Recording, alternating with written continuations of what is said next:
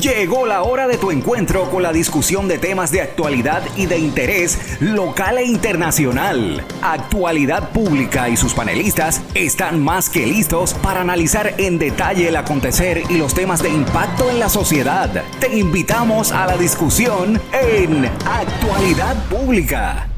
Saludos amigos y amigas, bienvenidos como cada viernes a Actualidad Pública por Católica Radio, Católica Televisión y las redes sociales de la Pontificia Universidad Católica de Puerto Rico.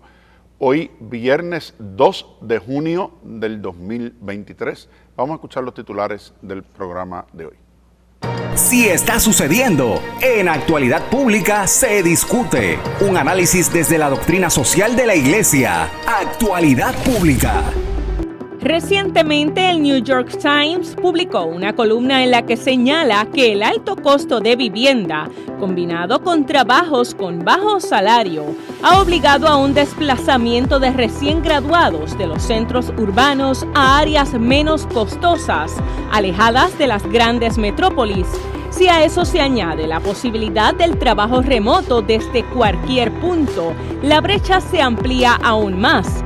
De hecho, el Centro de Periodismo Investigativo publicó los resultados de una investigación sobre las dificultades que enfrentan los puertorriqueños para conseguir casa propia. Señalan que la proliferación de los alquileres a corto plazo, una escasa construcción de viviendas de interés social, un aumento nunca antes visto de compras de propiedades en efectivo, unido a los altos costos en las ventas de casas, ha creado una crisis de vivienda en Puerto Rico. El gobierno estima que el déficit de vivienda en Puerto Rico actualmente es de 20,000 unidades, pero ¿cómo disminuir la brecha entre los ingresos promedio de los jóvenes que comienzan su vida laboral y el alto costo de conseguir un lugar donde vivir? ¿Deben reglamentarse los alquileres a corto plazo? ¿Debería el gobierno, como se hizo en Canadá, controlar la venta de propiedades en Puerto Rico? Hoy lo analizamos porque ya comienza Actualidad Pública. Tú necesitas saberlo y el doctor Jorge Iván Vélez Arocho, junto a su panel de expertos, te lo explican. Actualidad Pública. Como cada semana, les saluda y les da la bienvenida a ustedes y a los compañeros en el panel, el licenciado José Frontera Ajenjo, vicepresidente de Asuntos Administrativos de la Pontificia Universidad Católica de Puerto Rico. Están con nosotros en esta tarde el doctor Jorge Iván Vélez Arocho, presidente de nuestra universidad. Saludos, Jorge Iván, buenas tardes. Saludos, José, muy buenas tardes y saludo a mi querido amigo Leandro Colón Alicea, a nuestro distinguido público y a nuestro apoyo aquí en la estación, nuestros estudiantes técnicos pioneros. Muchas gracias. Y el doctor Leandro Colón Alicea, vicepresidente de Asuntos Académicos de la Universidad. Saludos, Leandro, buenas tardes. Buenas tardes, José. Buenas tardes, Jorge. Buenas tardes a nuestros queridos estudiantes que nos apoyan. Y buenas tardes a nuestro querido público, que siempre está al tanto de este programa y lo esperan todos los viernes en la tarde.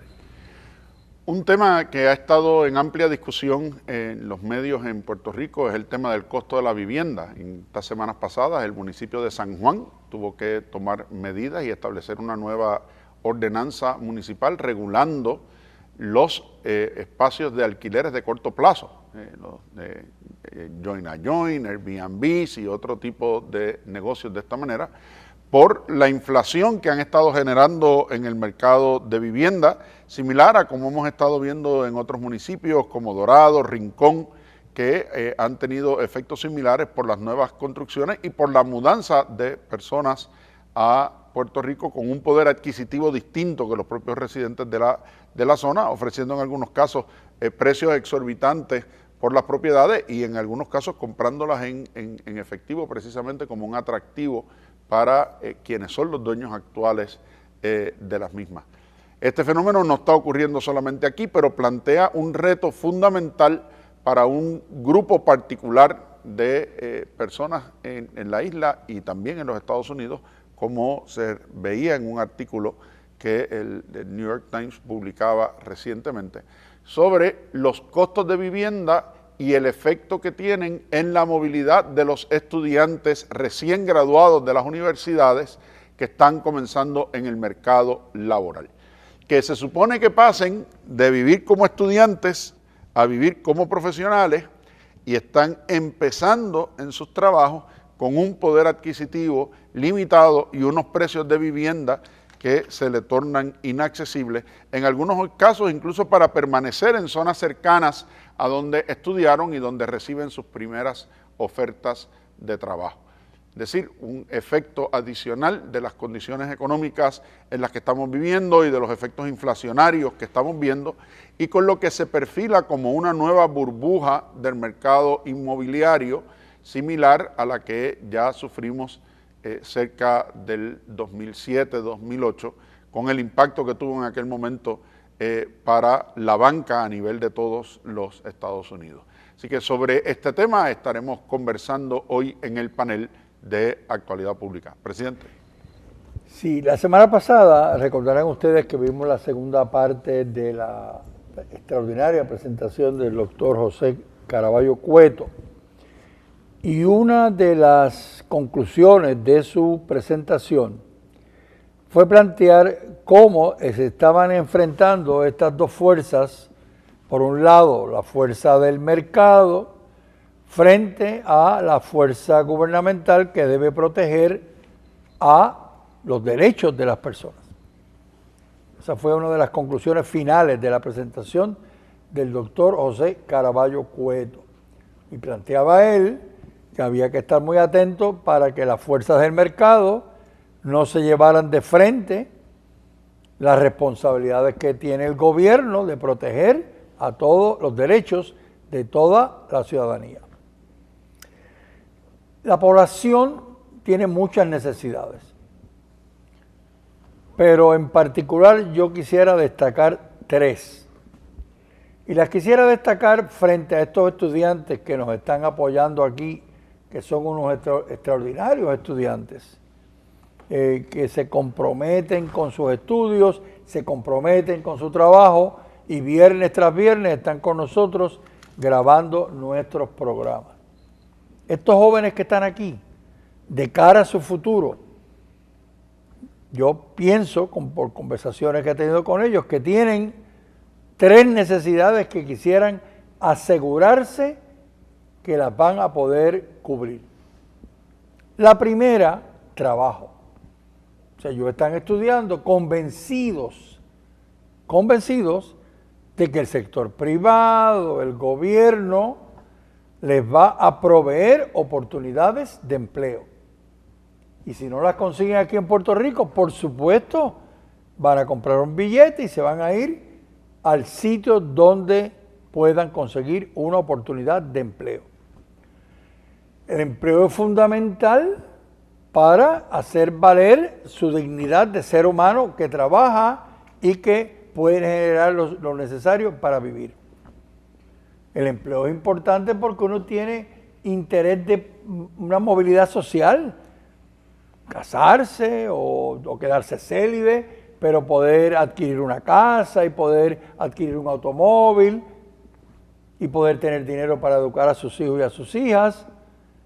Pero tener un trabajo es fundamental. El tema del trabajo debía de ser prioritario para cualquier gobierno. Pero la segunda necesidad que estos jóvenes que están aquí y los jóvenes en general en Puerto Rico tienen es la posibilidad de tener, pero una vivienda. Una vivienda, o sea, voy a graduarme, voy a empezar a trabajar y el mercado de las viviendas va a ser un mercado que obviamente va a tener su aumento en costo, pero va a ser un mercado accesible. Yo miro, bueno, primero que ya es muy difícil conseguir que se estén construyendo nuevas viviendas. Pero aún cuando se estaban construyendo nuevas viviendas, yo estuve 37 años viviendo en Mayagüez, 37 años, una vida. Para mí fue un gran impacto ver que las construcciones que se hicieron en Mayagüez estaban fuera del mercado de las parejas que acababan de graduarse. Vamos a suponer que él y ella tenían trabajo, los dos. No podían pagar una hipoteca. Entonces, el tener una vivienda cada vez se iba haciendo más difícil para los jóvenes. ¿Y qué hacían? Bueno, pues se iban a conseguir una casa, en el caso de Mayagüez, en las zonas de los pueblos lejanos a Mayagüez, Las Marías, Maricao, Hormigueros. En el caso de Ponce, ¿a dónde se han ido a vivir los jóvenes?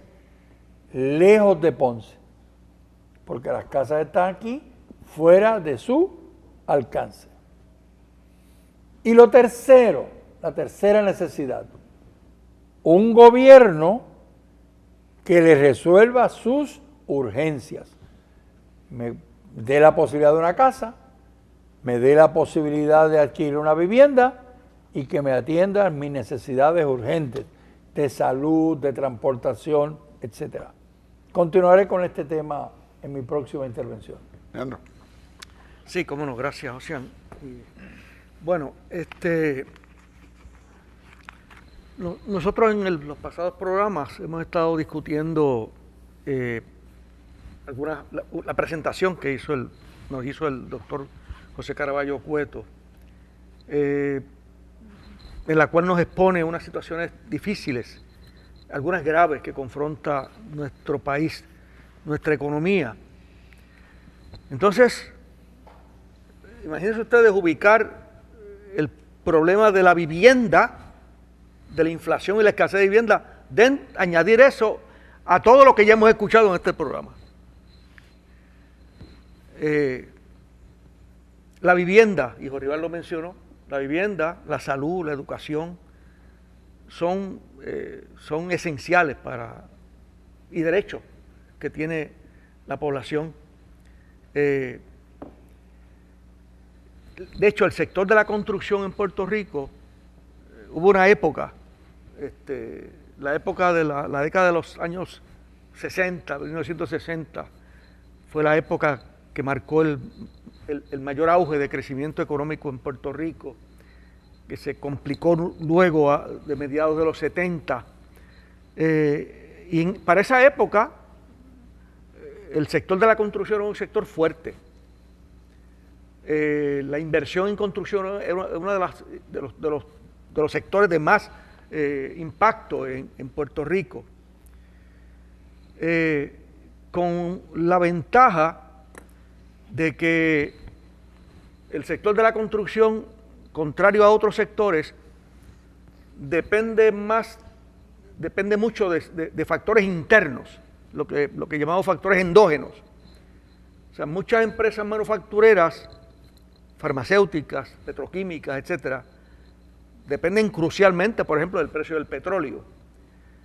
Sin embargo, el sector de la construcción siempre se vio en Puerto Rico como un sector que ayudaba a amortiguar, la inversión en construcción ayudaba a amortiguar los impactos negativos que la economía recibía por otros lados, ¿verdad? Siempre se destacó, por ejemplo, y se sigue destacando el problema de la dependencia del petróleo, los impactos que tiene el aumento del precio del petróleo. Y dentro de ese sector de la construcción de vivienda, tanto pública como privada, era altísima. Uno recuerda para esas épocas, llevándose a cabo, construyéndose muchas urbanizaciones en Puerto Rico, que estuvieran accesibles o no, como Jorge Iván plantea, ese es otro issue, particularmente para estudiantes, para recién casados que buscaban una vivienda. Pero fue un sector de mucho auge, de mucho impacto en la economía, que ahora confronta un serio problema que se debe a muchos elementos que podemos ir discutiendo en este programa en las próximas intervenciones.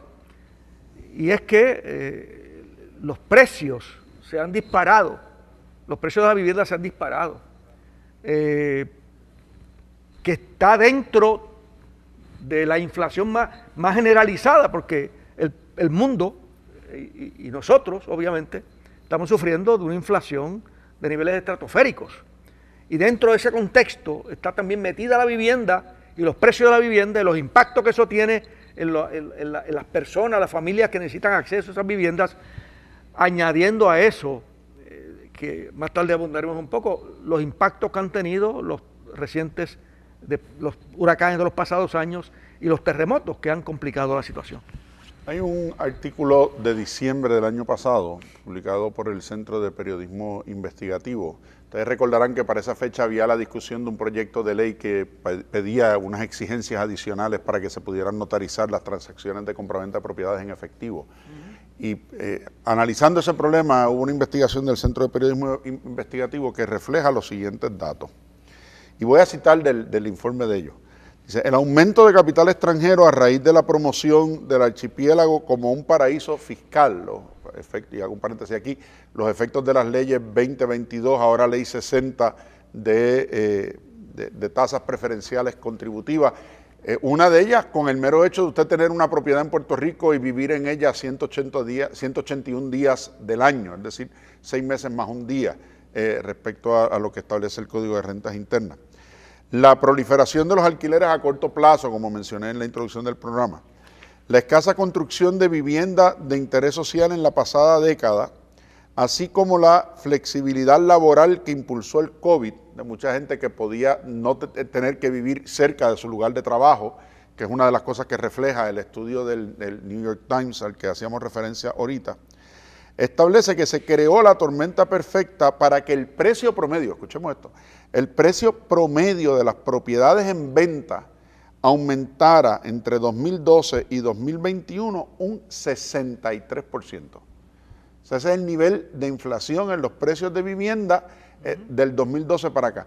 Y el 2012 es un factor importante porque es el año donde terminan los efectos directos de la explosión de la burbuja inmobiliaria que explotó en el 2008 cuando vino el aumento significativo en los intereses de los préstamos de vivienda, que después bajaron significativamente y volvieron a aumentar este año, o desde finales del año pasado, cuando la Reserva empezó a aumentar los tipos de interés, ¿verdad? Y ahora se ha complicado el tema de los intereses.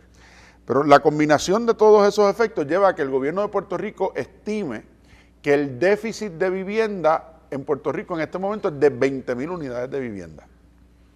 Yo me pregunto si el déficit es por falta de nueva construcción o qué está pasando con la planificación, y insisto en ese tema, con todas las propiedades y edificios que están vacíos, sí, reposeídos y en malísimas condiciones que el gobierno no ha querido rehabilitar y que en muchos casos termina declarando los estorbos públicos y demoliéndolos, sin utilizarlos adecuadamente o sin obligar a los inversores que en vez de generar nuevos proyectos de vivienda, trabajen con la rehabilitación de los centros urbanos que se han despoblado. Miremos lo que le ha pasado a Arecibo, lo que está pasando en algunas áreas del centro urbano de Mayagüez, aquí en Ponce después de los terremotos, donde tantos edificios siguen todavía cerrados.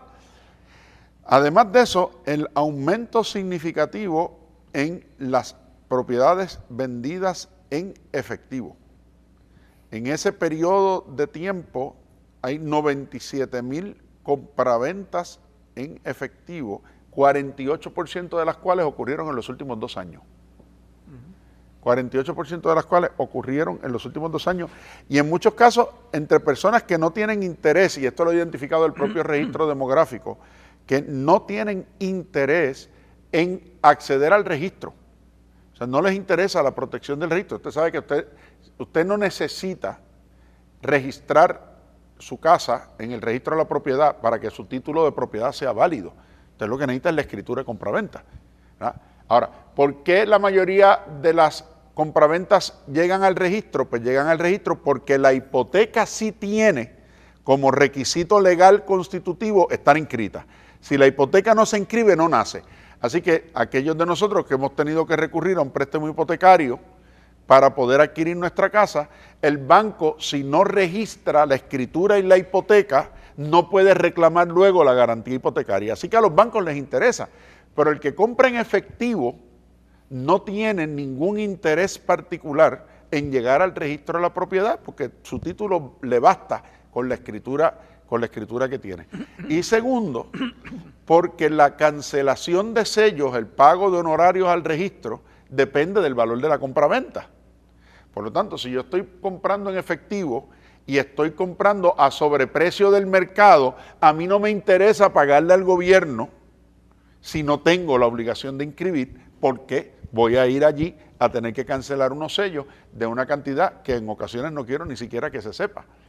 Y eso nos lleva entonces también al problema de la tasación de comparables, ¿verdad? La mayoría de los bancos utilizan tasaciones para poder establecer las comparables de precios de vivienda, y si usted tiene un montón de transacciones que se están haciendo en efectivo y que se están haciendo a sobreprecio porque no hay un valor de tasación real para no pagar la contribución que exige el registro de la propiedad, se sobreinflan, ¿verdad? Los precios de las propiedades, afectando al que sí necesita recurrir al crédito para poder adquirir, que es el problema con el poder adquisitivo de la mayoría de los puertorriqueños frente a los que vienen del mercado exterior. Y el caso de Dorado, que es el que mejor lo ejemplifica, según los números del Centro de Periodismo Investigativo, el 50% de las compraventas en Dorado se da en efectivo y más de la mitad de ese 50% no accede al registro de la propiedad.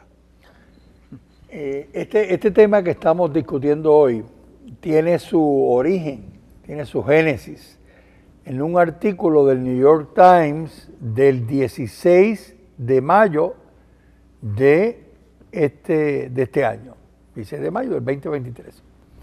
Y este artículo del New York Times, primera plana, la vivienda se ha vuelto tan cara, está hablando de los Estados Unidos, que los graduados de universidad están dejando Nueva York, Los Ángeles y otras ciudades caras.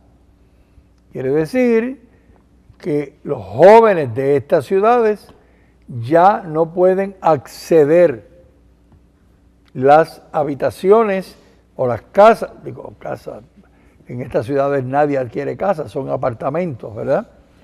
Y estoy citando del artículo, ¿no? Dice, por generaciones, la familia de mi mamá, dice aquí el artículo, la persona que está escribiendo, vivía en el noreste de los Estados Unidos. Yo estaba en Filadelfia y rara vez las personas de estas ciudades se movían más allá de Nueva Inglaterra. Pero durante los pasados 20 años eso ha cambiado, dice el artículo. Dice esta persona que escribe este artículo, yo soy el único miembro de mi familia que vive en el noreste. Mi hermana vive en Colorado, lejos del noreste. Mis primos se movieron a California, Colorado y Texas. ¿Y por qué se movieron a estas ciudades? Porque las oportunidades de empleo y los costos de la vivienda son las oportunidades de empleo mayores en estos lugares y los costos de la vivienda mucho más bajos que en esta ciudad. Yo conozco de primera mano porque una de mis hijas estuvo haciendo un postdoctorado en Nueva York. ¿Y cuánto pagábamos por un espacio muy pequeño en Nueva York para esos 2 años que ella estuvo allí estudiando? Algo impensable, pero eso hubo que pagar para ella poder estudiar allí.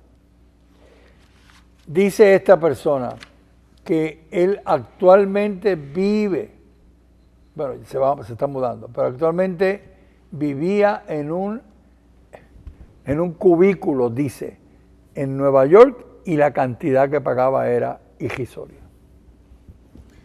Tenemos que hacer la pausa, pero enseguida regresamos con este tema y de nuevo, la preocupación que plantea de cara al reto de retener en Puerto Rico a los profesionales que inician sus carreras, los matrimonios jóvenes, los que están buscando un espacio donde poderse establecer, y los que están buscando regresar de Estados Unidos después de completar estudios o después de haber trabajado un tiempo allá, como hemos estado viendo también con los efectos del trabajo remoto y la post-pandemia. Esto es Actualidad Pública. Enseguida estamos de vuelta con ustedes. Crisis energética, políticas públicas, manejo de la deuda del país, asuntos de la iglesia, violencia, en fin, asuntos de importancia que impactan la sociedad. Por eso es Actualidad Pública. Regresamos, amigos y amigas, a Actualidad Pública por Católica Radio, Católica Televisión y las redes sociales de la Pontificia Universidad Católica de Puerto Rico. Hoy, viernes 2 de junio del 2023. Estamos conversando en el programa de esta tarde sobre los datos del costo de la vivienda y el impacto que esto tiene, sobre todo para aquellos quienes están comenzando su vida profesional luego de terminar estudios universitarios o aquellos que están empezando a formar su familia y las consecuencias que esto puede tener, no solamente para la retención de esas personas en Puerto Rico, sino los efectos que está teniendo ahora mismo para los dueños actuales de vivienda en algunos sectores del país. No hace mucho se comentaba una noticia de sectores de Santurce, por ejemplo, donde ya no quedan residencias. Gente que viva allí específicamente, sino que la comunidad ha sido totalmente desplazada por los alquileres de corto plazo y las personas que están comprando las propiedades para especular con ellas. Y en alguna medida los efectos que ha provocado la ley 2022, hoy ley 60 en estos casos, y las razones por las cuales está en revisión en estos momentos en la legislatura, ¿verdad? Hace una semana y media atrás, el presidente y yo estuvimos invitados a hablar en un programa de radio muy conocido en el país, donde se discutía este tema de la revisión de la ley 60 y las razones detrás de ella, y una de ellas era precisamente eso, ¿verdad? La preocupación que tiene la legislatura de las personas que con el mero hecho de tener una vivienda y justificar su presencia en el país por un término de 181 días, pueden reclamar incentivos contributivos sobre todo el ingreso que reciben de fuentes externas a Puerto Rico sin tener que generar empleo, sin tener que invertir en Puerto Rico, y lo que eso ha provocado en mucha gente que lo que ha hecho es montar negocios en torno al uso que le dan a esa vivienda mediante alquileres de corto plazo u otros mecanismos y arreglos de uso de esas propiedades sin que se generen empleo, sin que se genere inversión, sin que se mueva otra cantidad de dinero y creando espacios de inflación que ya sobre los efectos mismos de lo que está pasando en la economía local, pues tienen un impacto más que significativo. Y la propuesta legislativa que hay en este momento, particularmente en el Senado, una propuesta del presidente del Senado, el senador Dalmau, y del senador Zaragoza, que como ustedes saben fue secretario de Hacienda, con una preocupación de que los incentivos que se den de aquí en adelante sí tengan requerimientos de creación de empleo y de inversión para justificar el trato contributivo especial que se le da a estas personas, porque al final, y expandirlo también a los que vivimos en Puerto Rico en condiciones similares, ¿verdad? Porque terminamos discriminando contra los de la casa, que además, como discutíamos en el programa sobre Caraballo Cueto, pues llueve sobre mojado, ¿verdad? Entonces terminan beneficiándose de los incentivos y de los demás beneficios económicos de esas burbujas, los que no tienen que sufrir las consecuencias de que esas burbujas existan y de tener que sostener a largo plazo la economía del país. Entonces, de momento pareciera que aquello de Puerto Rico sin puertorriqueños no era una mera expresión en un chat, sino que se va haciendo poco a poco una triste realidad. Presidente. Sí, yo no estoy completamente seguro si el público que nos escucha se está dando cuenta de la gravedad del asunto que estamos planteando. De verdad, la gravedad del asunto en el cual Puerto Rico está. Y vuelvo a traer dos puntos que he traído anteriormente en otros programas. El primero, utilizando una frase de aquel famoso programa tan querido por los niños en Puerto Rico, del Chapulín Colorado, que había momentos que preguntaba, ¿y ahora quién podrá defenderme? ¿Quién podrá defenderme? Ante esta situación grave que se está planteando aquí, está en la prensa y está en la radio, está en la televisión, ¿quién puede defender los derechos de los puertorriqueños que tienen derecho a trabajo, que tienen derecho a una vivienda, que puedan acceder a ella? Y lo próximo, a lo largo de lo mismo que estamos planteando, y lo he planteado anteriormente, estamos en mayo del 2023. En noviembre del 2024, la población puertorriqueña va a votar por el ejecutivo, legislativo. Estarán las personas que aspiran a los votos de los puertorriqueños, planteándole a la población, a los jóvenes votantes de este país, planteándole las soluciones que piensan implantar, o mejor aún, tienen sobre año y pico para implantarlas ya y que no se vuelvan en promesas en noviembre del 24.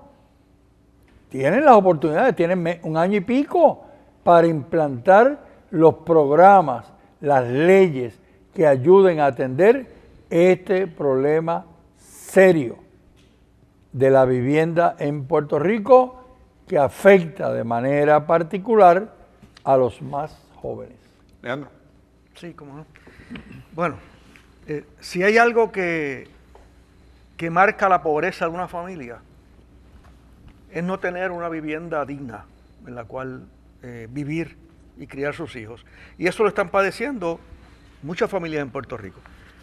Voy a citarles de un trabajo del Centro para la Nueva Economía, que lo hemos citado en estos programas en ocasiones anteriores, un centro de estudios muy serio. Y cito lo siguiente: 5 años después de las tormentas del 2017, apenas se ha comenzado a abordar las necesidades de vivienda en Puerto Rico. De hecho, la situación se ha vuelto más precaria, especialmente para las familias de bajos ingresos que buscan viviendas asequibles, dado el aumento de 22% de los precios de la vivienda desde el 2018 al 2021.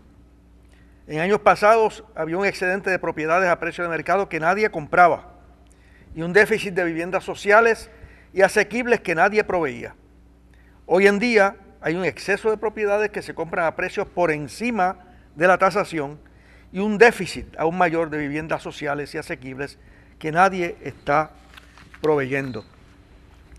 Y esto lo que significa, y José lo ha mencionado en un par de ocasiones, es la crisis en los procesos de planificación en Puerto Rico. O sea, no existe planificación alguna.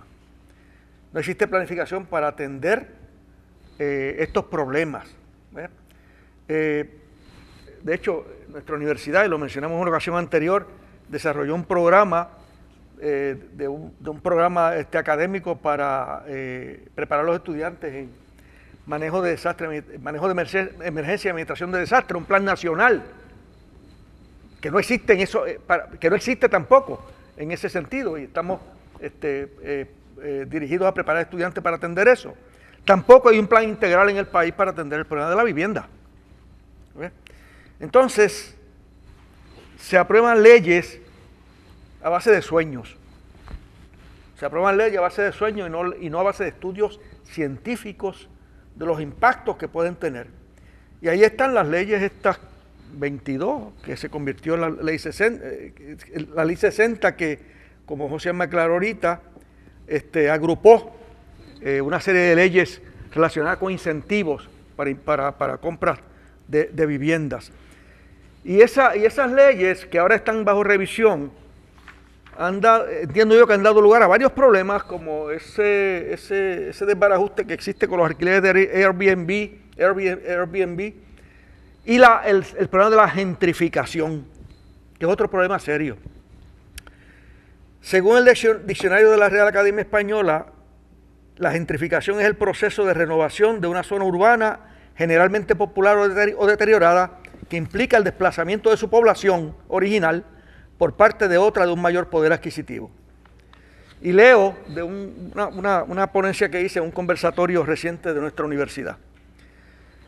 La ley número 22 del 17 de enero del 2012, ley para incentivar el traslado de individuos inversionistas a Puerto Rico, enmendó varias leyes anteriores en su exposición de motivos y dice que su fin es el siguiente: conceder exención contributiva con respecto al ingreso, producto de inversiones devengado por individuos que vengan residentes de Puerto Rico no más tarde del año que finaliza el 31 de diciembre de 2035.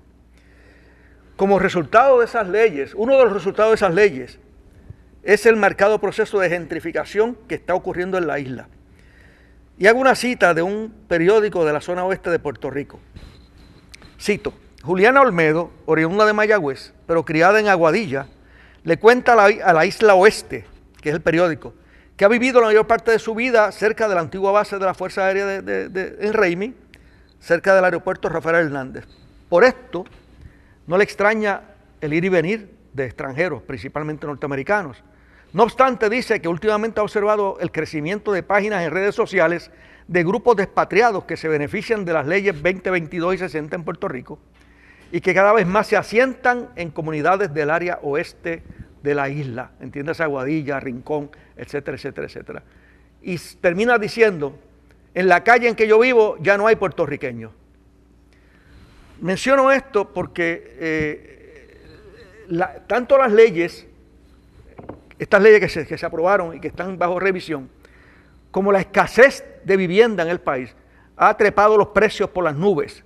Y eso también ha sido caldo de cultivo para inversionistas extranjeros que llegan a Puerto Rico beneficiándose de estas leyes para comprar viviendas e ir desplazando comunidades mayormente pobres que se han afectado grandemente de estos procesos.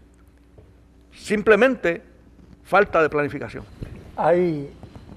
Si uno va por la zona de Rincón, y yo todavía vuelvo por el área oeste con mucha frecuencia, si uno va a los restaurantes de la zona de Rincón, se encontrará que muchos de ellos, los meseros, solamente le hablan en inglés. Usted va al restaurante pensando que va a optar a un restaurante aquí en Puerto Rico, que no es en el área del condado, que si va al área del condado le van a hablar en español, pero allí va usted y le hablan en inglés. Usted pide un menú y se lo van a dar en inglés. Usted pide su comida en español y le van a decir: no lo entiendo, me la tiene que pedir en inglés. Y eso no es una anécdota, no es un evento aislado, es un fenómeno en este momento muy claro en el área de Rincón. Hay personas que plantean que ya la zona de Rincón es una zona que está vedada a los puertorriqueños. Y de nuevo, no solamente aumenta el precio de la vivienda, es que por esos mismos efectos aumentan también los precios en los restaurantes, en los supermercados, en las áreas de servicio. ¿Por qué? Porque son los precios a los poderes adquisitivos de los que están allí y responden a oferta y demanda. Pero entonces, ¿qué pasa con los residentes naturales de allí? Pues no pueden ir a esos sitios.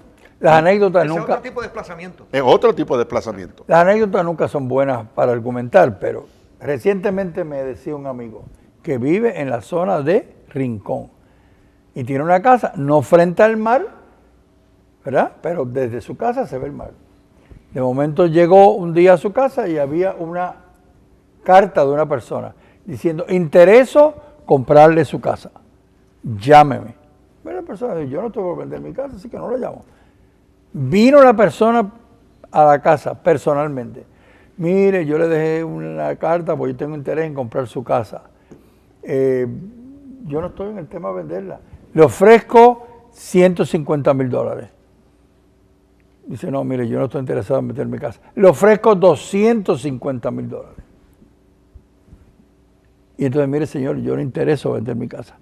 Le hizo una oferta de $500,000 por encima de cualquier valor que pudiera tener esa vivienda. Y la persona lo que esperaba es: yo tengo... y le dijo lo que estamos hablando aquí. y le doy el dinero en efectivo. Pero mire, el asunto no es solamente nosotros. En el artículo del New York Times que estaba leyendo, dice que en las últimas 2 décadas en Nueva York se han ido 200,000 personas de la población negra. 200,000 personas han salido de Nueva York de la población negra. Una reducción del 9%. 9%. Entonces, y uno se da cuenta que obviamente la población negra es la población con ingresos probablemente más bajos en Nueva York. Se han tenido que ir y probablemente le han puesto una cantidad de dinero para que entregue su pequeña propiedad. De hecho, quien escribe este artículo dice: me moví de Nueva York a Minneapolis. Mi sala en Minneapolis es más grande que mi apartamento que yo tenía en Nueva York. Mi sala. Entonces, estamos hablando de una situación realmente complicada aquí en Puerto Rico que puede tener implicaciones serias para nuestro futuro y el futuro de los jóvenes. Y de nuevo, la mayoría de los lugares donde esto está ocurriendo son lugares de alto interés turístico. Claro. San Juan, Dorado, Rincón, Aguadilla, el mismo fenómeno se está viendo en Cabo Rojo, Isabela, ya lo vimos aquí en Salinas, en Bahía de Jobo, lo vimos con unos titulares que comentábamos aquí sobre la protección de la zona costera, cuando hablamos de lo que está pasando con los terrenos detrás del bosque seco de Guánica y la zona de Ensenada. Así que es un efecto también, no solamente del desplazamiento poblacional, sino también de la privación del acceso a los recursos naturales y a las zonas de mayor distracción, de diversión, de ocio y de belleza natural que tiene el país. Y el impacto que tiene también, entonces, por el contrario, para atraer turismo. ¿Verdad? Porque si uno dijera que eso entonces lo que va a atraer es más turistas, pero no, al elevar los costos y tener los alquileres de corto plazo, como los Airbnb, a los precios que los tienen. Yo le sugiero a la gente que haga una búsqueda de cuánto cuesta una noche en un Airbnb en esta zona del país y se sorprenderían del precio al que están. Y entonces, ¿cómo compiten con la oferta hotelera? Porque entonces fuerza a que la oferta hotelera tenga que nivelarse con ellos para poder competir adecuadamente. Versus ir a pasar vacaciones en República Dominicana, pasar vacaciones en Colombia, pasar vacaciones en Costa Rica. Sí. Entonces, porque entonces se vuelve también en un impacto anticompetitivo para la industria turística. Uno pensaría, pues claro, esta gente está recibiendo un ingreso adicional, pero al estar inflando esos precios, está entonces siendo un detractor al turismo que pudiera estar llegando a Puerto Rico, que cuando se enfrenta con costos de, por ejemplo, en Colombia, que en estos momentos el peso colombiano está 5.000, 6.000 a 1, ¿verdad? Cuando lo típico es que estuviera 2.500, 3.000 a 1. República Dominicana, donde uno puede ir a pasar una semana y gastar una cuarta parte de lo que gastaría en 3 días en Puerto Rico, pues tiene un impacto también, por otro lado, no solamente para el que está buscando vivienda, sino también para la atracción de turismo que pueda ser eficiente y competitivo para el desarrollo económico del país. Sí, porque esos cambios, como tú dices, se diseminan por el resto de la economía, tienen impactos en otros sectores de la economía y los efectos son detrimentales en términos generales. Sí. Yo voy a traer un punto adicional, no necesariamente relacionado con el tema económico, pero tangencialmente sí lo es. Es el impacto que esto que estamos hablando tiene en la pastoral familiar. En la presentación que nos hicieron los otros días, Julio, el economista, nos decía que en Puerto Rico la población no está generando los nacimientos para reemplazar los que mueren. Entonces, quiere decir, las parejas se casan y no tienen hijos. Las parejas se casan y tienen mascotas. Periquitos, gatos, perros. No tienen hijos. Eso va a tener un impacto dramático en Puerto Rico en el futuro inmediato. ¿Qué políticas se están desarrollando en el país para fortalecer la tasa de la natalidad? ¿Qué políticas se están estableciendo en el país para darle apoyo a las parejas que se quieren casar y establecer un hogar? Para adquirir una vivienda, para conseguir un empleo, para que se sientan en condiciones económicas para poder tener una familia. Pero ante lo que se encuentran, que no tengo trabajo, cuánto me cuesta una casa, pues se encuentran en una boca de calle sin salida. Entonces esto va a tener un impacto dramático. Bueno, ya lo estamos viendo en las iglesias. Yo hablo de la iglesia católica. La iglesia católica, parroquias que anteriormente se casaban 100 parejas al año, ahora se casan 5 parejas al año. Me hablaba recientemente un sacerdote, querido amigo mío, de un pueblo que me reservo el nombre, de que en su parroquia al año eran como 120 parejas. Y este año pasado fueron 5. Entonces, el impacto es real. Entonces, de nuevo, vuelvo al comentario del chavo. ¿Y quién va a ayudarme? ¿Quién me va a defender? Pues el Ejecutivo, el Legislativo, que en el 24, y ya desde ahora se están proponiendo para dirigir el país, tienen que presentar las propuestas para ayudar a los jóvenes y para ayudar al país. Sí, no, un punto final para abundar en algo que tú comentaste ahorita, Josian, y lo tomó también de un estudio del Centro para la Nueva Economía. Dice que algunos de los primeros resultados del análisis que ellos hicieron muestra que por cada 10% de aumento en el número total de unidades dedicadas al alquiler a corto plazo en un vecindario, por cada 10% de aumento en el número total de unidades dedicadas al alquiler a corto plazo en un barrio, en un vecindario, la mediana de los alquileres aumenta al menos un 5%, el precio de compra de la unidad aumenta en un 23% y el volumen de ventas en un vecindario aumenta en 5%. Los impactos indirectos. Y la burbuja que se va creando en torno a eso. Y la preocupación, como decía Caraballo Cueto, de que todos lo sabemos, cualquiera que haya estudiado un chispito de historia económica sabe que ninguna burbuja es permanente. Explotan. Todas las burbujas explotan y cuando explotan, le explotan a uno en la cara, ¿verdad? Y esa es la realidad. Lo que cambia es el commodity de esa burbuja, ¿verdad? ¿Cuál es el objeto que provoca, ¿verdad? En torno al cual se mueve la actividad económica que provoca esa burbuja, pero sigue siendo una burbuja que tarde o temprano va a explotar, como es la burbuja de los fondos federales, que en algún momento se van a acabar, como es incluso, y no hablemos de los fondos federales que están llegando de FEMA, que tienen una duración específica. Si el Congreso no se pone de acuerdo pronto para resolver el problema del debt ceiling de la deuda y Estados Unidos entrara en un impago, pues yo hago la pregunta que hacía el otro día, ¿y a ellos quién les va a imponer la Junta de Control Fiscal? ¿Verdad? Que parece una pregunta totalmente retórica, pero ¿sabes? Venir a darnos lecciones de pago en las circunstancias en las que están, pues son otros 20.